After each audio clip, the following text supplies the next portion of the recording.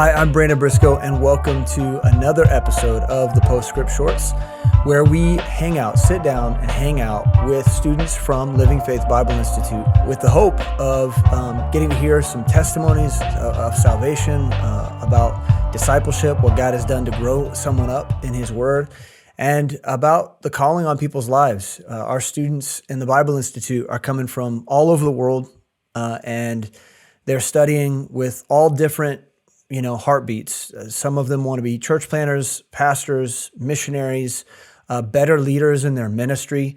They're coming from every different direction, and they're hoping the LFBI will assist them in that work. And we want to hear about what God's doing in every individual's life. And for that very purpose, I have invited a dear friend of mine to be a part of the show, Chris Nunan. Welcome, Chris. Hey, thanks for having me. I'm so excited that we get to do this, and I think you got a story that people would benefit from hearing, just in terms of how God's moved you around, and you've been all different places, doing all different kinds of things, and so let's just start by this. Where are you right now? What are you doing right now? What has God got you doing? Explain your career, explain your family, and tell us about what God's doing in Northside and how He's using you. Sure. Yeah, so I'm in Columbus, Ohio. I'm married to my wife, Cassie. We have two kids, a full of energy little 3-year-old, and then an almost 6-month-old now daughter. So I'm an engineer for Honda. I've been with them since I graduated school in 2015. And then I'm a part of Northside Baptist Church, which is a church plant, for those of you that maybe aren't familiar, of First Baptist in New Philadelphia, Ohio. And so I currently lead the discipleship ministry there. And so we've been there for almost a year now. And you've been a part of that work from the very beginning. It's a brand new work. Yeah. So we moved back to Columbus.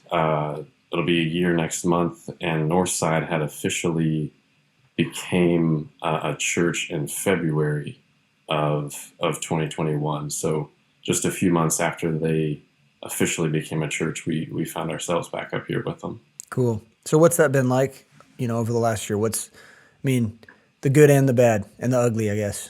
Yeah, it's been, it's been exciting. So it was a big transition, just moving with a toddler. My wife was pregnant at the time, back here to Columbus, and then getting to know people. We had a lot of friends that were here because we were in Ohio before, and so we were able to reconnect with them. So that's been fun for sure. Getting to know Matt, the pastor, has been a joy. But then with any church plant, there's challenges, right? We don't have our own building yet, so we're meeting Sunday nights. We're as we lay out vision and direction, kind of the unique thing about our church is we're fairly large for what a church plant would be considered. So there's probably 80 people there on a Sunday in that neighborhood. And you guys started large. There was a lot of people committed to the work from the very beginning, which is great. Yeah, I think there have been a group of people praying for a long time for a Living Faith Fellowship Church to be here in Columbus. And so that certainly was an answer to prayer for a lot of people. So then kind of helping that body catch the vision, that takes time. Yeah. And that has its own challenges, but it's been good. It's been a lot of fun. Yeah, and that work really begins with discipleship. So, your role is important, and I'm sure it's not easy onboarding a lot of people onto discipleship and getting them involved in those relationships. And yeah, I would say that there were a good number of people that maybe were familiar with or had been exposed to discipleship at a former church that they were at. People are learning and catching the vision that, man, this is so much bigger and so much greater than just going through some material and learning some new things about the Word of God. It's ultimately how we're going to reach the world and fulfill the mission that we've been entrusted with. Yeah. Well, it's exciting. And I'm sure we'll hit on it again near the end of the episode. Let's back up and let's talk a little bit about your childhood and how you came to know Christ, and let that segue into how God brought you into discipleship relationship and what it was like to be mentored. Sure. Yeah, so I grew up in Kokomo, Indiana, a small town about an hour north of Indianapolis. We were involved in a small Baptist church. I got saved when I was 7, so both of my parents were believers, and so I was exposed to the gospel from a young age, and surrendered my life to Him when I was young. So I'm very thankful. That church that I grew up in, when the associate pastor at the time, when he became the senior pastor, he had known Mark and Frank from the BBC days, and so he reached out. So Mark Trotter, who was the senior pastor at FBC in New Philly for 20 years, I think. He was there for a total of 25. Mm-hmm. And then for a long time with him there was Frank Pardue. Frank passed away kind of very suddenly in the very early 2000s. And so they were kind of a dynamic duo that led FBC for a number of years together. So this would have been in the 90s. That pastor of my church reached out to both of them for just kind of some direction and help in his new role. And so, and then FBC in New Philly kind of became sister churches, so to speak. Mark and Frank would come and do conferences. We did youth camps together. So New Philly would kind of lead the youth camps and we would be a part of those. And then along with that came discipleship. And so that's how the church I grew up in became exposed to discipleship. And so as a young kid, I was able to see just the impact of that on the church as people began to, the vision, the focus changed. And so then people began to make sacrifices to invest the word of God into others, which was just a very cool thing for me to see as a kid growing up there. Man. And obviously impacted you even up to this point. I mean, now that you're still working with discipleship, and that's like such a critical part of who you are and your identity in ministry. Yeah. So Mark had an influence on you even beyond that. So tell us about, going away to college and what that was like and your church experience in that time and how you came in contact with Mark again. Yeah, like growing up, I had heard Mark preach a number of times and had done different conferences and things that have just been impactful in my life. And so I found myself then after high school at Cedarville University over here in Ohio studying engineering. At that time when I began looking for a church, I knew Mark was no longer at FBC in New Philly. But what I didn't realize was that he was actually in Hilliard, Ohio, and was within driving distance of where I was going to school. Mm-hmm. And so thankfully we were able to reconnect shortly after I got to Cedarville. And so that kind of turned into him and I hanging out on a pretty regular basis. And so Friday nights, once a month or every 6 weeks, I would hop in my car and drive over to the church after I was done with class, and Mark and I would spend a few hours together, usually in the conference room at the church. We'd hang out there and just be able to learn from him, just taking time and investing in my life. Mm-hmm. And you probably didn't fully realize what you'd gotten into outside of just wanting to be around this guy that had a lot of influence on you as a kid. I mean, there was probably a lot of instructing and teaching going on when you guys were hanging out. I mean, he was discipling you. Yeah, for sure. What started as, hey, I've got this situation going on in my life. I'd love your input on it. Can we get together? And, that turned into, well, hey, could we do this on a more regular basis? And to the point where, man, it was something that I've got notebooks of things that he was scribbling down diagrams and teaching things when we were there together in the conference room. So a lot of, just cherished memories.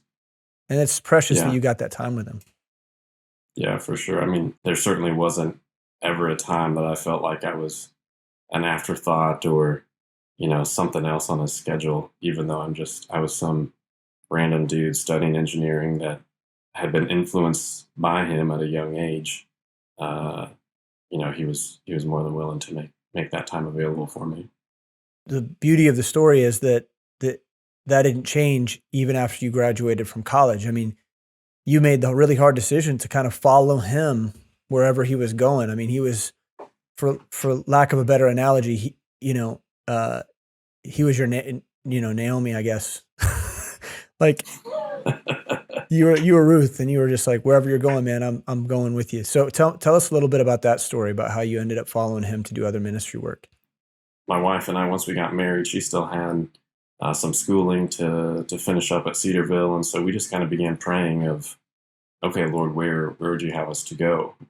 Is that following Mark down south or somewhere else, or we could go kind of anywhere. And so as we prayed about that, we visited Mark down south a couple times, and then it was kind of a last minute thing that all came together.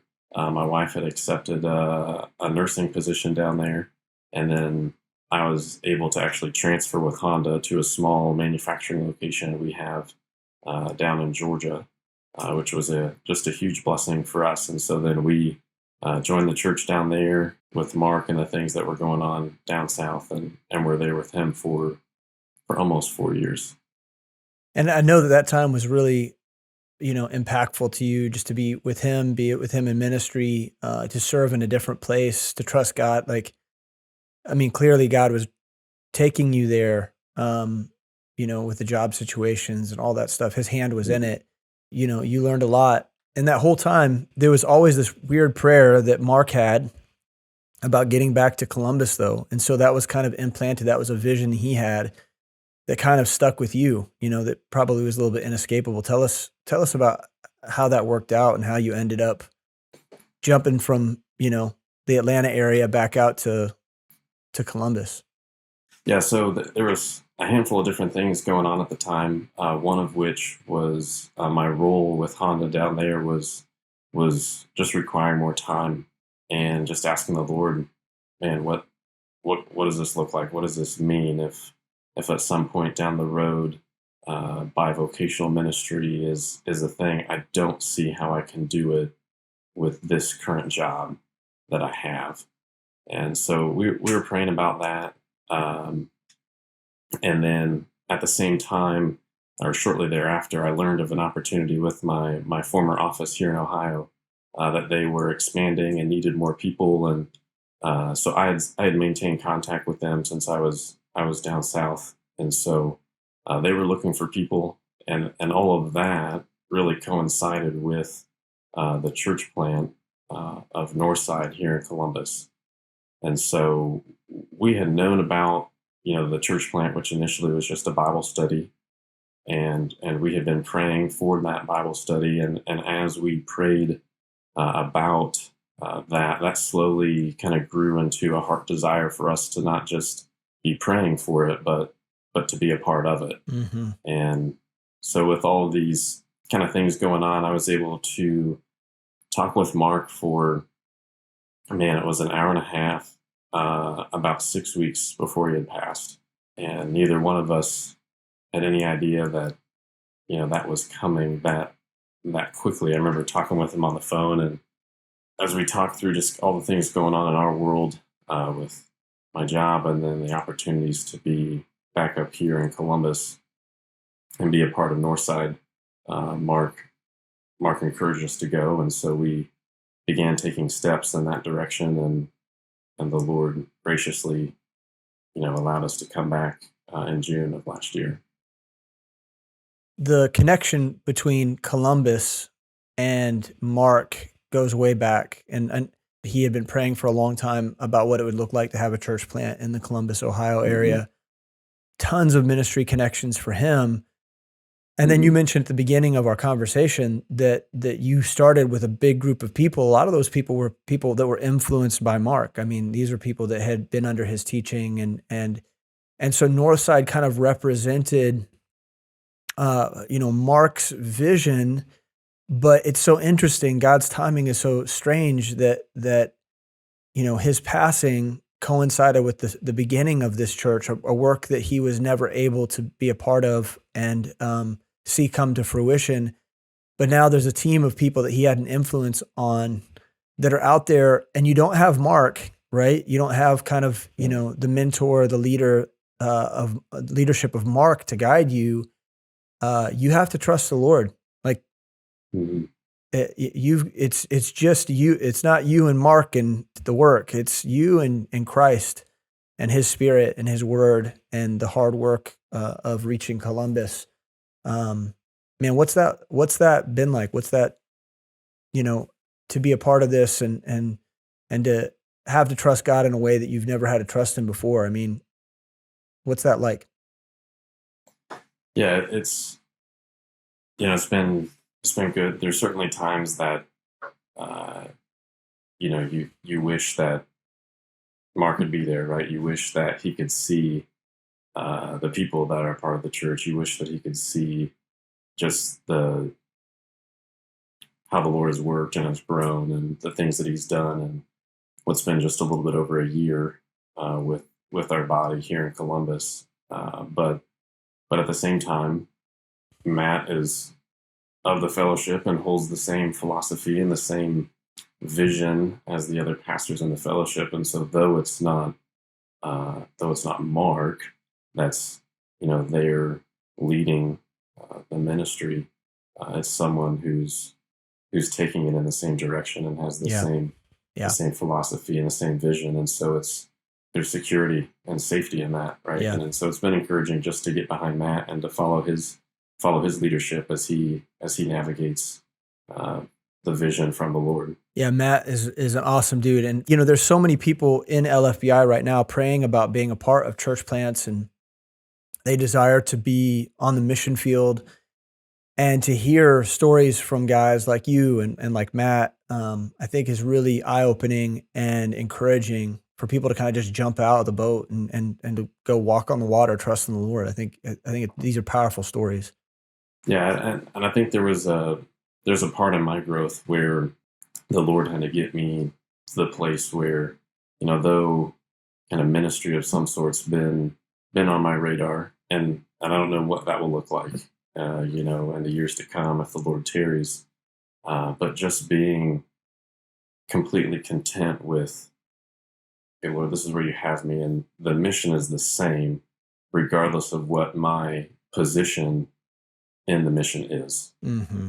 And so I'm called to do the same thing everybody else is. And coming back up to Ohio, we didn't, Matt and I hadn't talked ahead of time in regards to me leading the discipleship ministry. So that wasn't necessarily on my radar of something that the Lord had for me and that Matt had vision for. I was content with whatever that looked like. Mm-hmm.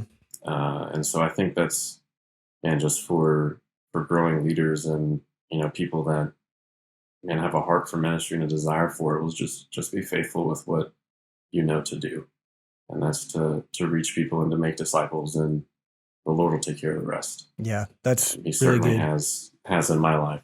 Yeah, that's awesome. Yeah, that's exactly the kind of stuff I was hoping Chris would share. Okay, so how did you get involved with LFBI? Like, I suppose Mark kind of convinced you to do it, but Yes. Tell me about how that happened and why you're doing it, why you're doing LFBI ultimately, and how has it benefited you up to this point? Yeah, so it was a conversation actually in the conference room with Mark back 2014 or 2015, somewhere in there, and we were talking, and I just kind of asked him, like, hey, so what do you recommend for the guy that sees maybe ministry down the road, as far as training? What does that look like? And that's when he's like, well, there's this thing that's kind of happened in the last couple years, and shared with me LFBI, and in the fall I began taking classes, and one of those was the original prayer and worship class that Mark actually taught Mm-hmm. from Columbus. And so that was how I had first gotten involved, and then have taken classes since then. That's great, man. And Chris is a great student, and he takes his classes seriously. I remember maybe it was a couple years ago, you and I having a conversation about how hard a class was, and I just appreciate when students talk that way, because usually it means that they're taking it serious. And I think Chris does that. Yes. What's your favorite Postscript episode? I'm sure someone else has said the same thing, but any of the ones with Trotter, just with the influence that he's had in my life, his biscuits one is hilarious. So funny. So those are good. Thankful that you've got them on tape, and that we can go back and listen to those as well. Yeah, no, they're really important to me too. Hearing the stories, hearing him talk about his life, I think 20 years from now, I'm going to be able to go back and reminisce listening to those. But Chris, man, I'm thankful for your friendship. Yeah, thankful for you as well. You're a good dude, and I'm praying for you guys. I'm praying for Northside all the time and lifting you guys up. We need a strong Bible-believing church in Columbus, Ohio. How many college students in Columbus, Ohio? Oh, man. I don't know the latest. There was a time when I was in Cedarville that actually led an evangelism ministry on OSU's campus. And at the time, so this would have been 8 or 9 years ago, there was like 60,000+ students. So I'm sure that's only grown since then. There's a lot of work to do. Yeah. So we're lifting you up, brother. We're thankful for you. Thanks for hanging out with me. Yeah, thanks for having me. And hopefully we'll get to see each other again soon. Yeah, come visit us sometime. That's the plan. Matt's been talking about it, so hopefully I'll be out there with you guys soon, maybe in the fall. Cool. That'd be awesome. And we thank you too, listeners who are hanging out with us. We're grateful anytime you want to spend time with us and listen to the shows, listen to these testimonies. That's what Shorts is all about, is you getting an opportunity to hear the short stories of people's lives and what God's doing in their lives. And I pray that it's been edifying to you and strengthening in your walk. We really want you to do as Chris did, just as Mark convinced Chris that he should take LFBI classes. We pray that you would consider the same thing. If you've got questions or thoughts about LFBI, visit lfbi.org to learn more about our school and what we're doing, our program of study. And if you need to reach out to us and you got questions or you want to demo some classes, all of that information is available to you there at lfbi.org. With that, we love you, we appreciate you, and we'll see you again next week for another episode of the Postscript. God bless.